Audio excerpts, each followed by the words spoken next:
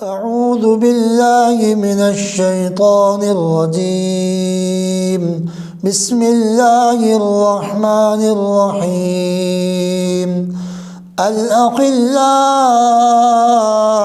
یومئذ بعضهم لبعض عدو الا المتقین صدق اللہ العظیم۔ 25واں پارہ سورۃ الزخرف، آیت نمبر 67۔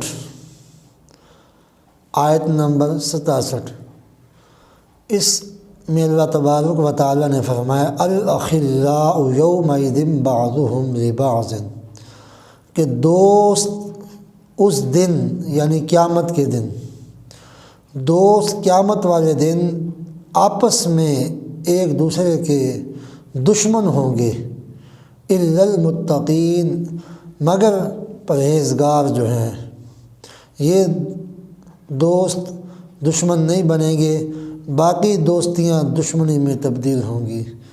اب اس آیت کے اندر اللہ تبارک و تعالیٰ نے فرمایا کہ دوست کون سے دوست ہیں کہ جو ایک دوسرے کو نفع دیں اور ایمان کے اعتبار سے، عمل صالح کے اعتبار سے یہ دوست قیامت والے دن دشمن نہیں بنیں گے، اور کچھ دوست ایسے ہوں گے جو قیامت والے دن دشمن بن جائیں گے۔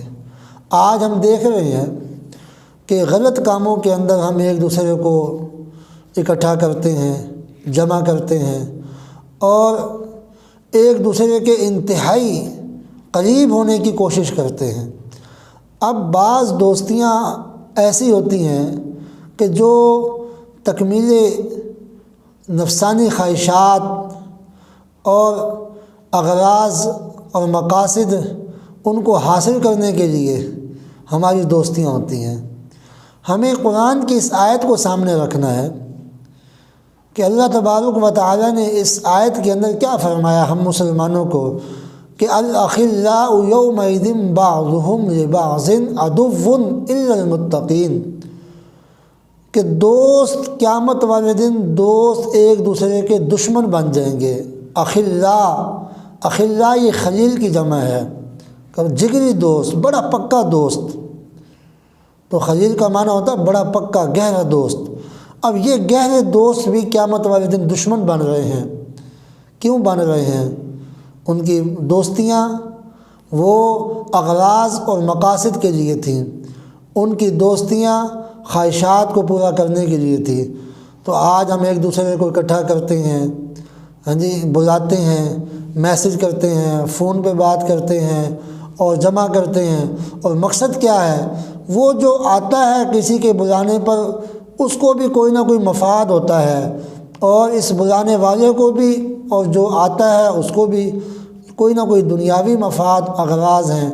تو یہ ہماری دوستیاں، ہمیں دیکھنا ہے کہ ہم جس سے دوستی لگا رہے ہیں اس کا کردار کس طرح کا ہے۔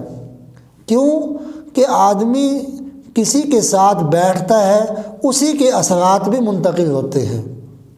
رسول اللہ صلی اللہ علیہ وسلم نے فرمایا، بڑی پیاری مثال دی ہے کہ دوست صالح کے ساتھ بیٹھے گا، اچھے کے پاس، تو اس کی اچھائی، آپ فرمایا کوئی عطار کے پاس بیٹھتا ہے تو اس کو خوشبو آئے گی، اور کوئی جو ہے وہ بھٹی والے کے پاس بیٹھے گا تو اس کو دھواں آئے گا۔ تو خوشبو آئے گی، وہ لگا بھی دے گا، نہیں لگائے گا تو کم از کم خوشبو تو آئے گی اس کے سے۔ تو دوست، جب ہم نے کسی کو دوست بنانا ہے تو سب سے پہلے اس کے عمل کو دیکھنا ہے کہ اس کا عمل کیسا ہے۔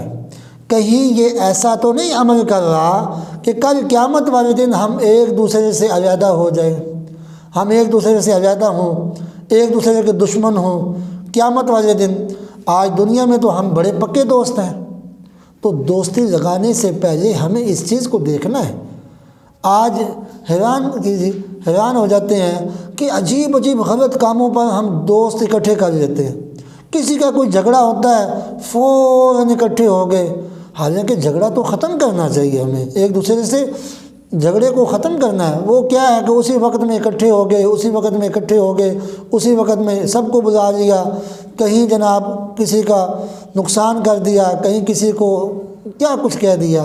تو یہ دوستی بھی دیکھنی ہے کہ ہم نے کیسے لوگوں سے دوستی لگانی ہے کہ جو ہمارے ایمان کی حفاظت کریں، ہماری جان کی حفاظت کریں۔ اصل دوست یہ ہے، رسول اللہ صلی اللہ علیہ وسلم نے فرمایا کہ جب نیک صالح آدمی دنیا سے جاتا ہے تو وہ کہتا ہے کہ اے اللہ میرا فلاں دوست کہاں ہے، وہ جو مجھے نیکی کی بات بتاتا تھا، مجھے جو ہے وہ اچھا راستے کی تلقین کرتا تھا، اور جو ہے مجھے بہت سی خوبیوں کی بتایا کرتا تھا، وہ کہاں؟ اللہ تبارک و تعالیٰ فرماتے ہیں اس کا وقت بھی آئے گا، وہ بھی تمہارے پاس آ پہنچے گا۔ چنانچہ اللہ کی شان جب وہ بھی فوت ہوتا ہے تو ان دونوں کی روحیں پھر آپس میں ملتی ہیں، ایک دوسرے سے بات کرتی ہیں، خوش ہوتی ہیں۔ تو اب اس حدیث سے بھی معلوم ہوتا ہے کہ جو نیک صالح آدمی ہے، ہاں جی، وہ ایک دوسرے کو فائدہ دے گا ایمان کے اعتبار سے، تقوی کے اعتبار سے۔ اب رسول اللہ صلی اللہ علیہ وسلم نے فرمایا ایک حدیث میں، قیامت والے دن 7 آدمیوں کو اللہ تعالیٰ عرش کا سایہ دے گا، جس دن کوئی سایہ نہیں ہے سوائے عرش کے سایہ کے۔ اور فرمایا رسول اللہ صلی اللہ علیہ وسلم نے کہ اس دن وہ 2 دوست بھی اللہ کے عرش کے سائے کے نیچے ہوں گے، اللہ کے عرش کے سائے کے نیچے ہوں گے۔ کون سے دوست؟ کہ جنہوں نے اللہ کی رضا کے لیے دوستی کی ہے، اللہ کے لیے محبت، جو اللہ کے لیے محبت کرے گا اللہ ان کو۔ اور فرمایا ایک حدیث میں یوں آتا ہے، فرمایا ایک آدمی مشرق میں رہتا ہے، ایک مغرب میں رہتا ہے، لیکن ان کی دوستی اللہ کے لیے ہے۔ فرمایا کل قیامت والے دن اللہ ان کو اکٹھا فرمائے گا اور فرمایا کہ یہ ہیں کہ جو میرے لیے دوستی کرتے تھے، اللہ کے لیے دوستی۔ اللہ کے لیے انسان جو ہے محبت کرے، اغراض اور مقاصد کے لیے نہیں۔ یقین کیجئے اگر ہم دوستی غلط کاموں کے لیے لگائیں گے اور مقاصد کے لیے، خواہشات کے لیے دوستی لگائیں گے تو یہ دوستیاں ہماری دنیا میں فیل ہو جائیں گی، آخرت میں پکڑ کا ذریعہ بنیں گی۔